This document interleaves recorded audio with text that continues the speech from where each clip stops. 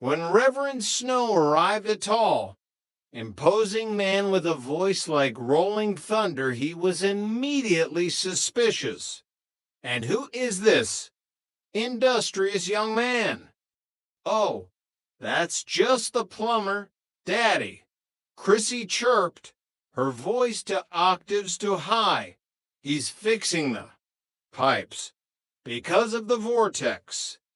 Jack, attempting a gruff handyman voice, grunted something about a clogged manifold and tried to shuffle out the door. But the Reverend was a man of the people. He insisted on helping Jack. A man of the cloth is also a man of the wrench. "Son," the Reverend boomed, grabbing a pair of pliers. For the next 2 hours, Jack was forced to crawl around the kitchen floor with a man who kept quoting Proverbs while trying to dismantle the sink. Stanley Roper, hearing the commotion, burst in to see what was happening to his property. "What are you doing to my faucet?" Stanley yelled. "We are purging the grime, Brother Roper," the Reverend announced. Jack spent the rest of the visit huddled under the sink, sweating through his jumpsuit, while Stanley and the Reverend debated the merits of copper versus galvanized steel. By the time the Reverend left, the kitchen was flooded. Jack had a bruise on his forehead, and Chrissy was so nervous she started sleepwalking in the middle of the afternoon. "I think I'd rather face Monsieur Pierre's wrath than your father's pliers again," Jack groaned, wringing out his socks. Chapter 19, The Gourmet Audition. A golden opportunity arrived for Jack in the form of a flyer. The Silver Platter is looking for a new head chef. It was one of the most prestigious restaurants in Santa Monica, a place where the waiters wore white gloves and the prices required a second mortgage. "This is it, girls," Jack beamed, holding the flyer aloft. "If I get this job, we can finally stop buying Jimmy cakes and start buying, well, actual cakes."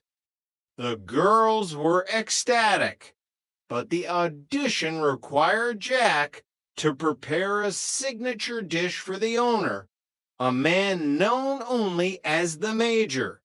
The Major was a retired military man who expected his kitchen to run like a platoon. He wants discipline, he wants precision, he wants a Ducky Lagrange that could win a war. Jack practiced his presentation in the living room using a folded towel as a duck. Jonna and Chrissy acted as the judges. "More authority, Jack," Jonna commanded. "The Major doesn't want a chef, he wants a culinary general." On the day of the audition, Jack arrived at the restaurant, his knives sharpened and his Taqua perched perfectly on his head. He was doing brilliantly. His sauce was reduction perfection until Monsieur Pierre walked in. It turned out Pierre was the Major's consultant. "Tripper," Pierre sneered, "I see you are still trying to play with the big boys." The pressure was on. Jack began to plateau the duck, but in his nervousness, he accidentally swapped the orange glaze with a bowl of Larry Dallas's secret hot sauce that Larry had left in Jack's bag as a prank. The Major took one bite, and his face turned the color of a ripe tomato. His eyes bulged, and he stood up, gasping for air. "This duck, The Major wheezed, it's bold. It's aggressive. It's the kind of dish that builds character. To Jack's and Pierre's absolute shock, the Major loved it. He hated traditional French cooking. He wanted something that kicked the palate into high gear. Jack was offered the job on the spot. However, the dream died 10 minutes later when Jack realized he couldn't replicate the sauce. Larry had lost the recipe. Jack had to turn down the position, claiming he was too committed to his studies. Back to the quiches, Jack sighed that night, though Jeanne and Chrissy assured him that his aggressive duck would live on in apartment legend. Chapter 20, The Haunted Pipes. The plumbing in the apartment complex had always been temperamental, but one cold October night, the pipes began to sing. It started as a low whistle and evolved into a series of rhythmic thumps that sounded disturbingly like footsteps in the hallway.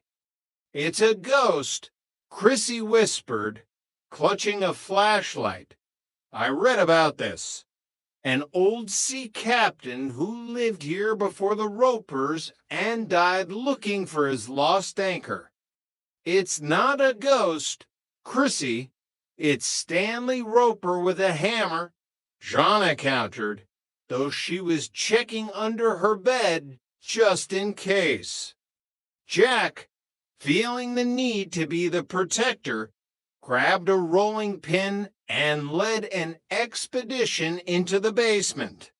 The basement of the complex was a labyrinth of dark corners, cobwebs, and old steamer trunks. "If I'm taken by the anchor ghost, tell Pierre I died for my art," Jack called out as he descended the stairs. In the darkness, they saw a flickering light. They rounded a corner to find Stanley Roper, wearing a miner's helmet and surrounded by a dozen leaking pipes. "I'm telling you, the building is sinking," Stanley muttered, frantically tightening a bolt. "It's the water table. It's rising. We're all gonna be underwater by morning." "Mr. Roper, it's just a loose valve," Jack said, trying to help. But the valve wouldn't budge. In the struggle, a pipe burst, spraying Stanley and Jack with a jet of icy water. The thumping intensified as the water pressure hit the old heaters. To the girls upstairs, it sounded like a full-scale haunting. Helen Roper appeared at the top of the stairs, draped in a leopard print robe. "Stanley, are you trying to drown the neighbors or just yourself? Come to bed." The ghost was laid to rest, but the pipes were never the same. For weeks afterward, whenever someone flushed a toilet, the building played a sound that vaguely resembled a Sousa march. Chapter 21, The New Normal. As the months turned into years, the trio of apartment 201 settled into a rhythm that felt less like a temporary arrangement and more like a permanent state of being. They learned to navigate Stanley's moods, Helen's caftans, and the constant, buzzing threat of being found out by the world. They weren't just roommates anymore. They were a support system. When Jeanne had a bad day at the shop, Jack made her favorite pasta. When Chrissy was confused by a memo, Jeanne sat with her and explained it. And when Jack was overwhelmed by Monsieur Pierre, Both girls were there to taste